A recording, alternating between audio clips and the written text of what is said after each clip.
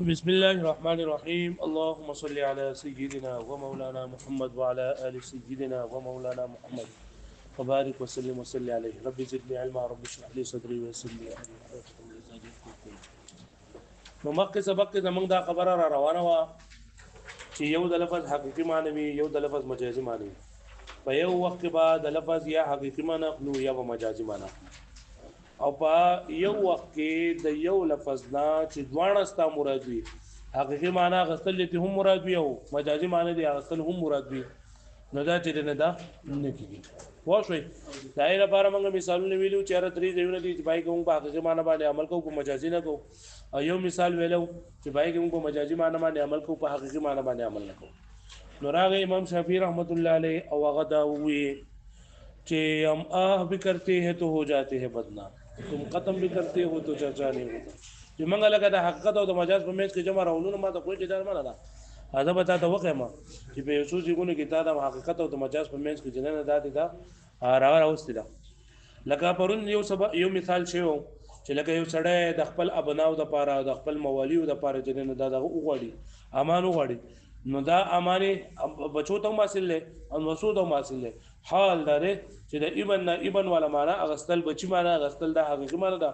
او ابن الابن والا معنا اغستل سره مجازي ده نو تاسو کو جمع بین الحقیقت والمجاز کړی دا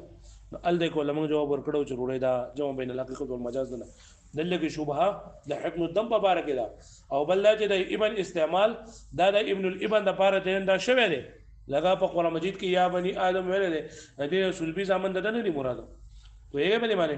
او بیا په دغه باندې اعتراض چې را په ابن د پاره غوړي ابن ابن ته شامل له او چې د اباو د پاره وختل نو اباو الابا په کې نه داخلو ابو الاب په کې نه داخل دا شان مور د پاره وختو نو ام الام په کې نه داخل جداد په کې نه داخل نو موږ وایي چې دا جداد او اجداد دا خلقت په اعتبار سره اصل دي او دلته دا امن په اعتبار سره دا فروع دي او هغه نور خو اسم فروع او مخکم فروع او وسم فروع دي نو باید څه تبدیل نه راغلي بحث پرون شو نن سبق کې دا دي چې یو سړی دا قسم وغوړو چې د پلان کې کور ته باندې داخليږم نو بدی کې دوه اعتراضونه یو دا دي چې داخليدل لري چې خپل وخت په داخل شي او دویم داخليدل لري چې ته په هزار پخپو کې داخل شي نو تاسو خو دا خبره کوي احناف ته وي چې تاسو خو دا خبره کوي کدا سړی خپل وخت په داخل شو او که سړی د پیسو سره داخل شو او چې په څه طریقې سره د کور ته داخل شو نو دی با حالس وي حال لري چې دا د ویچارو د پلاګي په کور کې په قدم نقدمه نو دا قدم کې خودل د دې خپل وخت په د دې حقيقي معنی ده او په پیزارو کې دا قدم کې خودل او بیا د کور ته نه نوتل دا مجازي معنی ده نو بکار خدا و چې حقيقي او مجازي معنی ته نه یو ځای کړي او ته کدا سړی د کور ته داخل شو خپل وخت په داخل شو او پیزار سره داخل شو دی نو دی به صحیح حالس وي نو جمع بین الحقیقت والمجاز دی ونکړه دویم د اعتراض دغه خبره نه چې سړی د پلاګي کور ته باندې داخليږم نو دې حقيقي معنی دا نه چې دا کور د خپل وي او د ورته داخل شي کور د خپل وي او د ورته داخل شي او مجازي معنی دا چې دا کور د خپل نه بلکې د پکې په کرایه باندې دا مجازي معنی نو ته دا کور خپل له کا کرایه والا دی او کده ورته داخل شنو سبب نو دلته غوتا جمع بین الحقیقت والمجاز ونکړه نو ما ته خو دې نه ناروا دي په خپل د وخت نه راځي مې اعتراض ده نو موږ ورته ضروري خبره راکړه چې دلته کې د دې مراد منګه غستل لري عمومي مجاز دې ته ویل کېږي چې لفظ نه د څه معنی واخلي چې حقيقي معنی او مجازي معنی د افراد دلته کې دا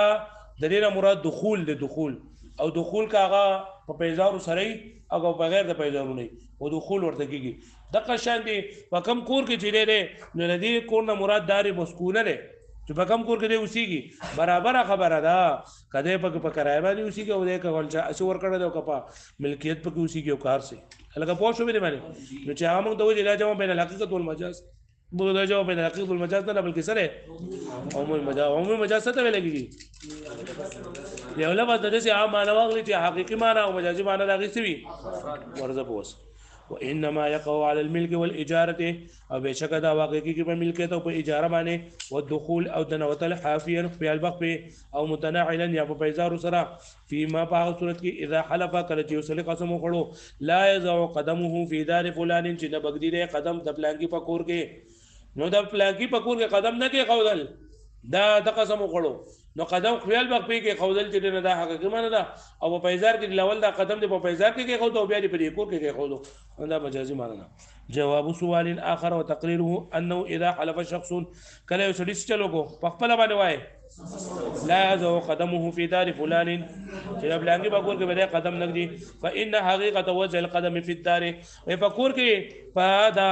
قدم کې خودل پر کور کې حقيقي معنی سره اي يكون حافيا چې دا پیزار د دني خپل بخ په داخل شي خپل بخ په داخل شي ومجاز ومجازي معنی سره اي يكون متناعلا چې دا څنګه وي پیزار سره وي. وقد قلت متاسق لي انه يحدث بكلا الامرين چې په دوه کارونو باندې سکیږي حادث کیږي فيلزم الجمع بين الحقيقه والمجاز نو جمع را لاله د چا په منځ کې وايضا وبهم دارې بهم اعتراض دارې ان حقيقه دار فلاني چې د پلانکی دا کور د حقيقي معنی دا ان تكون بطريق الملك له چې دا کور دا په سر سره په طریقې د ملکیت سره ومجاز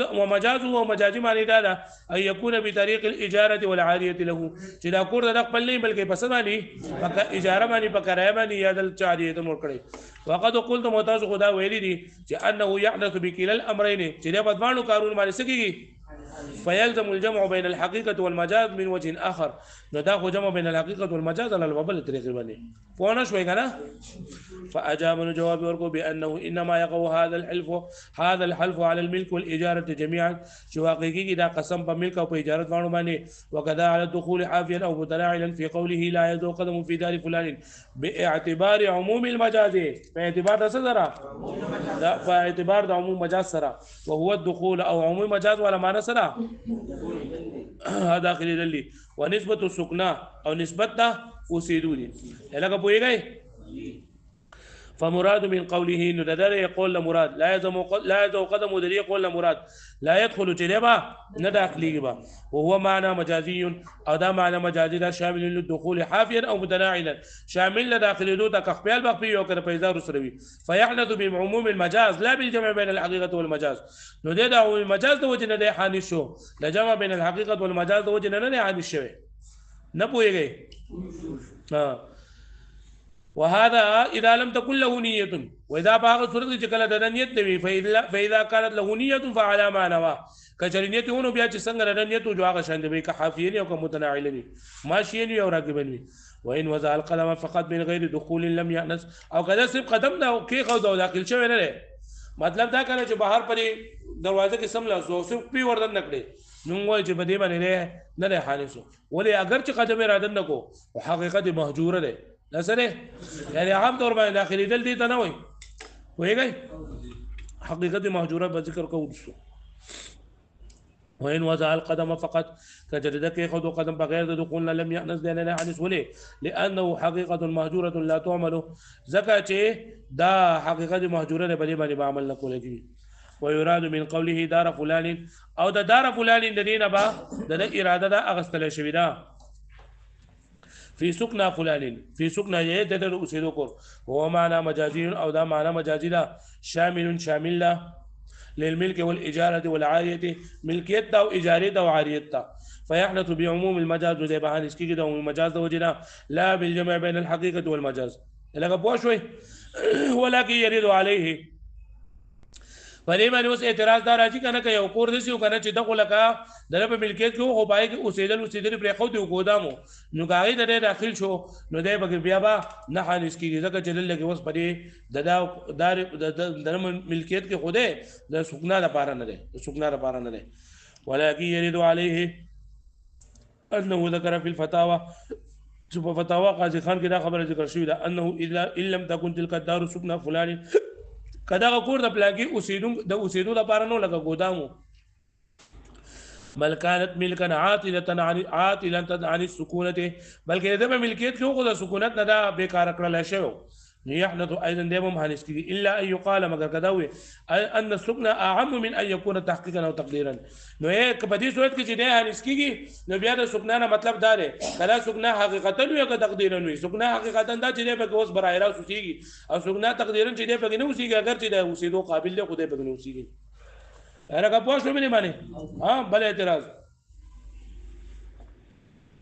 مسأله دا مسأله یو سړی قسم وکړو چې زما غلام به آزاد وي یوما یوم یقدم فلان په کوم ورځ باندې پلان کې راشي. نو د یوم ټکی د لګې استعمال کو چې زما غلام به آزاد وي چې کوم ورځ باندې فلان کې راشي. نو اوس د یوم یو حقیقي معنی ده یو مجازي معنی ده. د یوم حقیقي معنی ده چې د ورځې دی راغی او مجازي معنی ده چې د شپې راغی که هر وخت راغی. پوه شوئ؟ نو دا سړی اوس چې کله یو سړي قسم وکړو زما غلام به آزاد وي په کوم ورځ باندې پلان کې راغی یوم یقدم فلانون. نو په دې صورت کې که دا ماشوم که د کس پلان کې چې دی د شپې راغی او که د ورځې راغی نو دی به څه وي؟ حالس به وي. څه به وي؟ او غلام به څه وي په ده باندې؟ آزاد به وي. غلام به څه وي؟ اوس وایي ګوره لکه د یوم حقیقي معنی خو ورځ ده او د مجازي معنی مطلق وخت دی. نو لکه خو تا جمع بین الحقیقت والمجاز راوستله. پوه شوئ؟ او دا خو ته ماته وایي چې ناجایز دي او په خپله دې وکړله. پوه شوئ بلې معنی؟ نو موږ به وایو که نه وروړئ چې دا شی دی چې دا یوم دا یو مشترک ټکی دی. یو مشترک ټکی دی. نهار ته هم ویلی کېږي او مطلق وخت ته هم ویلی کېږي. بیا به کله به د دې نه موږ نهار والا معنی اخلو او کله به د دې نه موږ وخت والا مطلق وخت والا معنی اخلو. نو د دې لپاره به تا ته یو ضابطه ووایم په هغې کې به تا ته پته ولګي. بیا پوه شوئ؟ دا ووایه زه بیا وانما يحنث او بشک ده به حادث کیږي اذا قدم ليلا او نهارا کله چې کسر راغی د ورځې یا د شپې فی قوله په دې قول کې یعنی کده د سوی عبده حر يوم يقدم فلان چې په کوم ورځ باندې چې فلان کې راغی نو زما غلام به آزاد وي. نو د یوم اضافه د قدوم ته وکړو. جواب سوال اخر تقریره انه اذا حلف احد کله یسری چل وکړو قسم وکړو فقال وای فرمایل عبدي حر يوم يقدم فلان چې زما غلام به آزاد په کوم باندې چې فلان کې راشي. فاليوم حقيقة في النهار پس د یوم حقیقي معنی چې دا نهار ده ومجاز في الليل او مجاز دی په لیل کې وانتم جماعتم بينهما او تاسو په مېز کې سره واستله جمع را واستله سره د دینه شو. وقلت ما تاسو وايي بانه ان قدم فلانا ليلا او نهارا يعتق العبد کچره د پلان کې شپې راغی د ورځې راغی غلام بسوي آزاد به لکه پوښتنه بلی باندې. فاجابنا جواب ورکو مصنف رحمه الله عليه بانه انما يحنث في هذا المثال بالقدوم چې د به حارس کېږي د پراتلو سره د شپې او د ورځې. ولې؟ لان المراد باليوم الوقت وهو عام ځکه د یوم نه مراد لګي مطلق وخت او عام دی. أي الوقت معنى أي الوقت معنى مجازي يعني وقت لنا معنى مجازي ده شامل لليل والنهار شامل دورت أو شبيت بانوتا فيعلن باعتبار عموم المجاز من عموم المجاز باعتبار سره بدا حادث فيه لا باعتبار الجمع بين الحقيقة والمجاز. إذا پوښ به باندې الګه پوښ وي د یو نه مراد مطلق وخت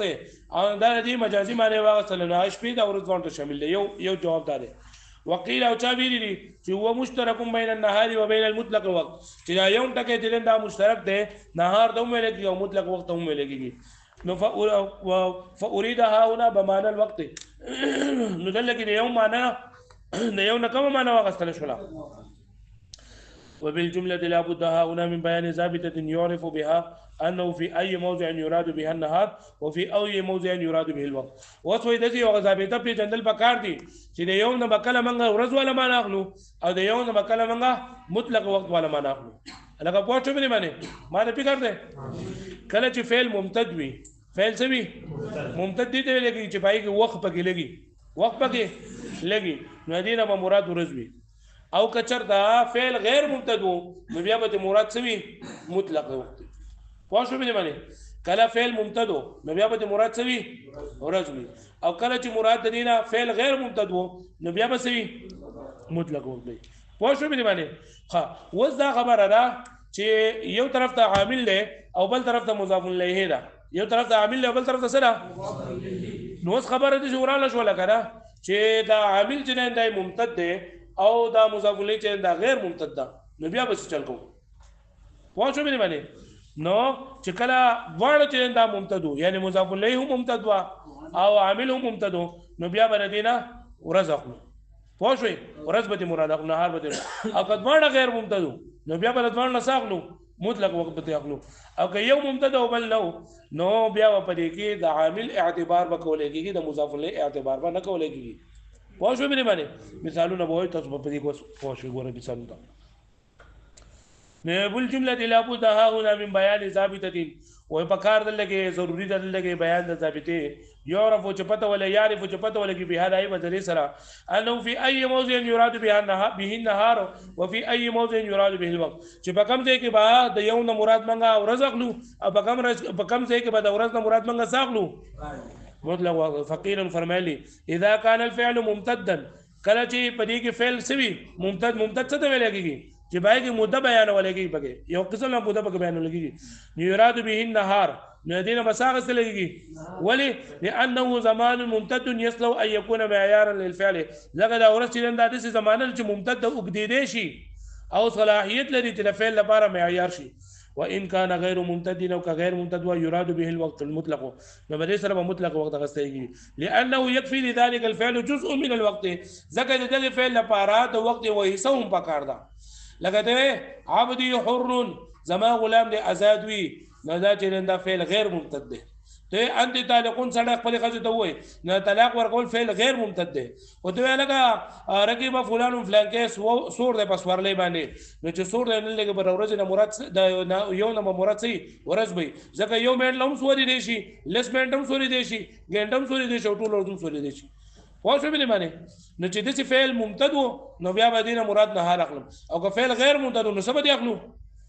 مطلق دوه بدلو لکه پوه شو به معنی وځ دې مثال دراشه د چې ویلي دي چې عبد حر يوم يقدم فلان د فلان کې دا راتلل نو فلان کې دا راتلل خو په یو چکر کې کیږي دا فعل غیر ممتد دی کنه نو مراد به د یوم نسوي مطلق وي لکه پوه شو به معنی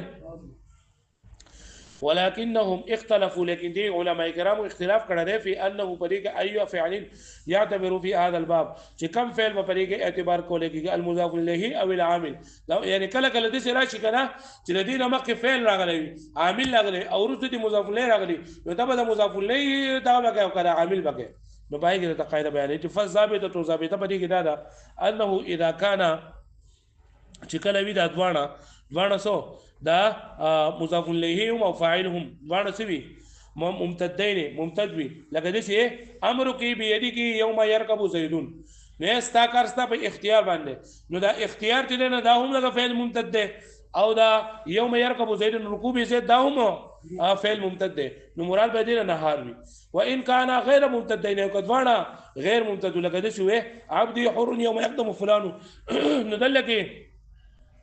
د غلام د ازادي او د فلانکی د قدوم دا ځوانه فعل غیر ممتد دي یراد بالیوم الوقت نو مراد به د یوم ناغستګي دي سو وقت وان كان احدهما غير ممتدا وان كان احدهما ممتدا دون الاخر او کچته یو بګه ممتد او بل بګه ممتد نو لکه چې امرک بيدک یوم يقدم فلان نو امرک بيدک دا خو فعل ممتد ده او یوم يقدم فلان دا چې دا فعل غیر ممتد ده او انت طالق يوم يركب زيد یا د مثال انت طالق يوم يركب زيد نو انت طالق دا فعل غیر ممتد ده او دا يركب زيد چې دا فعل ممتد ده نو فالمعتبر هو العامل دون المضاف اليه بالاتفاق نو معتبر بل لکه عامل وي مضاف الیه بری یعنی د یوم نه مخکې چې څه شی دا اعتبار وکولای کیږي کله یوم نه مخکې فعل ممتد وو نو بیا به نه هار غستې کیږي کله یوم نه مخکې فعل غیر ممتد نو بیا به مراد څنګه غستې کیږي مطلق اوس غستې کیږي الګا پويږي کنه حسي په خويږي را خويږي را خويږي ها بل مثال لله علی صوم رجب یو سړی وی لله علی صوم رجب په خدای مې د قسم چې په ما باندې د رجب د میاشتې روزي لازم دي نو وس لله علی صوم رجب د دې لفظ نه یمین اغستل او نظر اغستل دا ځوانه جمع بین الحقیقت والمجاز پوه شو به معنی لله علی صوم رجب نو بدی کی کتل دین نظر واغلی او یمین تیم واغلی نو دا څه جمع بین الحقیقت والمجاز دی نو تا خو ماته وی چې دا ناروا دي پوه شو به معنی نو موږ وایو چې نه جمع بین الحقیقت والمجاز نه دی دلته د لفظ په اعتبار سره دا ټکه قسم دی او د موجب په اعتبار سره دا نظر دی موږ ویل چې دواړه په هغه وخت کې اغستل ناروا دي چې کله دواړه ته مراد واغستل دلته یو د لفظ نه پته لګي بل د موجب نه پته لګي لهدا جمع بین الحقیقت والمجاز نه نشوي پوها وګوره وانما اريد النظر واليمين او بشک اراده کړل شوی دا د نظر او د یمین فيما پدې صورت کې اذا قال کله چې وسړی وای لله علی صوم رجب په خدای مې د قسمی چې په ما باندې د رجب یوم میاشت روزه لازم ده رجب به رجبین معنی چې دا غیر منصرف شي. جواب سوال آخر تقرير أن يقال إذا قال شخص شكل يسري لله عليه صوم رجب ونوى به النذر واليمين فليس لدى نذر وديمين بانو نیت کړی دی او نو اليمين فقط یا اسلم ته قسم نیت کړی دی او پس لګي د نظر متعلق اړو سره غري نه دي نو فانه يكون نذرا ويمينا معا نو دا به نظر هم او يمين به هم هغه پوه شو به باندې والنذر معناه الحقيقي او دا نظر د دې معنی حقيقي ده ځکه چې اعلی دا نظر لپاره راځي واليمين معناه المجازي او د دین يمين ولا معنی غسل الله څه شی ده معنی مجازي ده فيلزم الجمع بين الحقيقه والمجاز معا نو دلته لازم شو جمع بين الحقيقه والمجاز حتى قيل چې ویلېږي يلزم بفواته القضاء للنظر والكفاره لليمين چې کله دې سړي د رجب په میاشت کې بیا روزي ونه نیولې کنه نو کفاره به هم لازم ده او قضا به هم لازم ده نو کفاره به د قسم د ودینه لازم ده او قضا به ده کفاره به د قسم د وجنه لازم ده او قضا به د نظر د وجنه لازم ده لکه پوه شو به باندې لکه پوهیږي کنه نو دلته ګوره هم د دینه ته نظر واغستو هم د یمین واغستو نو دا جمع بین الحقیقه والمجاز ولا ولهذا قيل لدي وجه ولا شوي انه ينبغي ان يقرا رجب غير منون چې رجب دا غیر منون ته وینو چې رجب غیر منون ته وي نو دا غیر منصرف شي غیر منصرف دا به عالم شي دا دې کال رجب دي مراد وي او که رجبین دی وي نو بیا به دینه عام رجبي د ژوندۍ چې څونه رجبونه دي کبه یو رجب وتا روزي بدي شي کدي ونی بیا به کیږي کنه په اخر وخت به بیا حارس کیږي با ولهذا قيل من الشيء انه ينبغي فقال ان يقرا رجب غير منون يعني تنوين بونه ليكون المراد شيء مراد رجب هذه السنه لتظهر ثمرته في الفواتح بخلاف ما اذا كان رجبا من العمر كشت رجبا تغيوي فانه لا تظهر ثمرته الا عند الموت بالايصاء بالفديه مگر دې هغه اختلاف ثمره بیا پاتې کیږي د مرګ په وخت کې کدا وصیت وکړو جو خاګنه ګناګار وي وهذا انما يرد على ابي حنيفه ومحمد رحمه الله تعالى واذا خبر اتر ټول د طرفین پر باندې بخلاف ابي يوسف رحمه الله عليه فخلاف د امام ابو يوسف رحمه الله عليه فانه عنده نظر في الاول ويمين في الثاني چاوي الاول د وجنه په نظر وي او فهم د وجنه په سوي يمين وان لم ينوي شيئا کچره اگر چې د نیت سیز نه کړي او نو نظر مع النفي اليمين یا صرف د نظر يمين د نظر نیت کړي د يمين نه کړي او بلا نفي بغیر د نفي يكون نظرا بالاتفاق نو دا به نظر شي په اتفاق سره وان واليمين مع نفي النظر او کچدي سړي په لله عليه صوم رجب په دې کې صرف دا نیت بغیر د يمين او کجرا د قسم کړم او نظر بغیر منفي کو يكون يمينا بالاتفاق نو بیا بغیر یا يمين بالاتفاق والإيراد او دا اعتراض واردی کې په لولید په صورتونو باندې ښه چې یا په کې د ځوانو نیت کړي یا په کې د صرف د نظر نیت کړي او د قسم نیت په کاړو کړي په ذهن کې سره راغلي نو فاجاب المصنف رحمه الله عليه بانه انما مصنف جواب ورکړی بانه انما اريد النظر واليمين جميعا في هذه الصوره چې دا اراده نظر او د یمین کړي په ټولو صورتونو کې ولې لانه نظر بصيغه يمين بموجبه ځکه د صيغه په اعتبار سره دا سره نظر ده چې لله او علی ټکه پکې راغله ده او د موجب په اعتبار سره سره قسم ده ګوره د شلې کنه وای چې پدې کې د کله د نیت نو کړي نو دا رجب کې دا روزي نیول هم د لپاره جایز او روزي نیول هم د لپاره سو خو چې کله د نظر وکړو نو وس روزي نیول د لپاره ضروری دي او روزي پر خودل د لپاره سړي حرام دي او یو حرام سید حلال ول یا حلال سید حلال ول دا چې دا قسم ده ځکه الله تعالی پیغمبر صلی الله علیه وسلم چې کله د یو ازواج مطهراتو کې د زوجي مطهري سره کله خوراک وکړو نو هغه رااله او خځه ورته وی چې رسول خلینا د معافیر وبین کې دي نبی محمد سلام په ځمانه کې بین حرام کو نو الله تعالی ورته وی یا ایها النبی لم تحرم ما احل الله لك تبا ځمانه سوزنه ولې حرام چې الله تعالی ستاسو لپاره حلال کړی دي او به ورته وسوي قال فرض الله لكم تحلته ايمانكم نو ګوره پیغمبر سلام کو قسم نه وغړل او د یمین نو په موجب په اعتبار سره دا یمین ده او دا نظر د صيغه په اعتبار سره سره نو ګوره دا جمع بین الحقیقت والمجاز ولا نو جمع بین الحقیقت والمجاز خو به هله نه راوي چې کله دواړه د یو لفظ نه په یو وخت دواړه مراد غستل کیږي او دا د یو لفظ نه دي یا دویم جواب کې دا ورکړل شوی دی چې د لله نه مراد قسم دی او د علی نه مراد نه نظر دی فاجاب المصنف رحمه الله عليه بانه انما اريد النظر واليمين جميعا اراده نشد النظر واليمين وان في هذه الصور دي فدي صورت انه نظر بصيغته يمين بموجبه ذكر هذا صيغه په اعتبار سره نظر د موجب په اعتبار سره يمين دي وتحريره أن قوله لله علي دا لله علي صيغة نذرين دا نذر صيغة وهو معناه الموزول هو دا دي معنى موزول بدا وكان صوم رجب مثلا قبل النذر او دا صوم رجب مثلا دا نذر مكه مباح الفعل والترك دا دي قول او نقول فانا مباح كنا وبعد النذر او دا نذر نورسو صار الفعل واجبا والترك حراما فعل واجب شو ترك شو فيلزم من موجب هذا النذر لازم يجي موجب دليل تحريم المباح الذي هو الترك حرام ولا هذا مباح شيء هذا ترك وتحريم اليمين حلال يمين او حلال حرام ګرځول دا سړي يمين دی وسنګ علاقه ځانو جوړوي نه لأن الرسول صلى الله عليه وسلم قد حرم ماريا کله چې پیغمبر اسلام ماريا په ځان حرام کړو یا ګمین په ځان باندې حرام کړو فسم الله ذلك يمينا الله تعالی دې رسولو يمين ورته ویلو وقال الله تعالی فرمایل لم تحرم ما احل الله لك ولتحرم به هغه چې تر پر الله حلال کړی دي او به فرمایل قد فرض الله لكم تحله ايمانكم فعلم ان الذين معلوم شو ان تحريم الحلال يمين چې حلال حرام الله څه شي قسم دی فيكون اليمين موجبا للكلام نو دری کلام موجب چې نه هغه يمين شو لا مراد به طریق نه دا چې دا مطلب موږ څه په طریقې د مجاز سره لکه پوه شو به باندې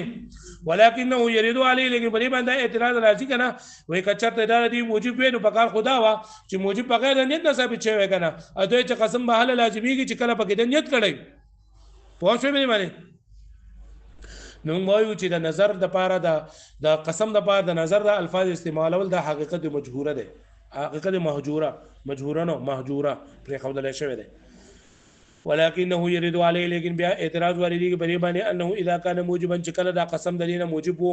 نو بیا یم بغي پکار دا ان يثبت بدون نیت چې ثابت شوی بغیر د نیت نه لان موجب الشيء لا يحتاج الى النيه چې دا موجب د یوسیز نه محتاج کیږي نیت الا ان يقال مگر په جواب کو بدا خبره کولای کیږي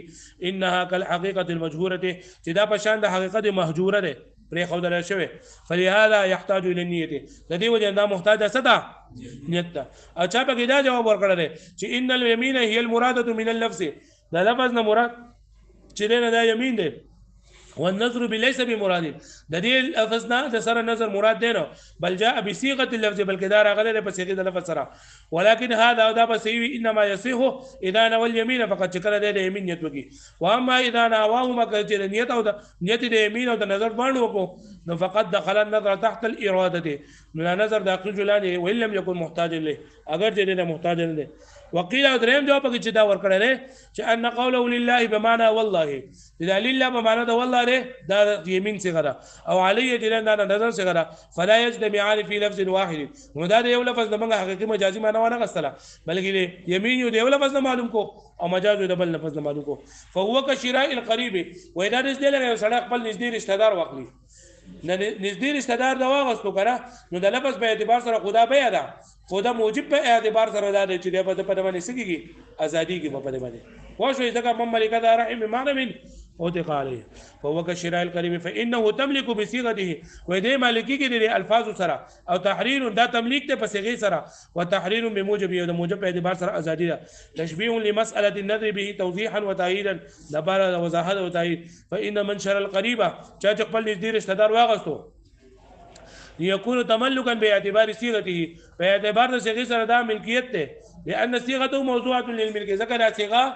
دا وظیفه د ملکیت لپاره ولكن يكون تحريرا واعتاقا بموجبه لكن نقبل موجب په اعتبار سره تحرير او اعتاق به ولي لان موجب الملك مع القرابه هو لکه موجب د ملک نه قرابت سره هغه ازادي ده ځکه چې پیغمبر اسلام فرمایلی مملک دا رحم محرم منه عتق کم کسر خپل زرا محرم رشتہ دار مالک شون دی با آزاد وي والا فبين الشراء والتحرير منافات بحسب الظاهر وکذا سنين او شراء او تحرير په منځ کې منافات به اعتبار ظاهر سره لکه پوه شو به باندې یاد بشي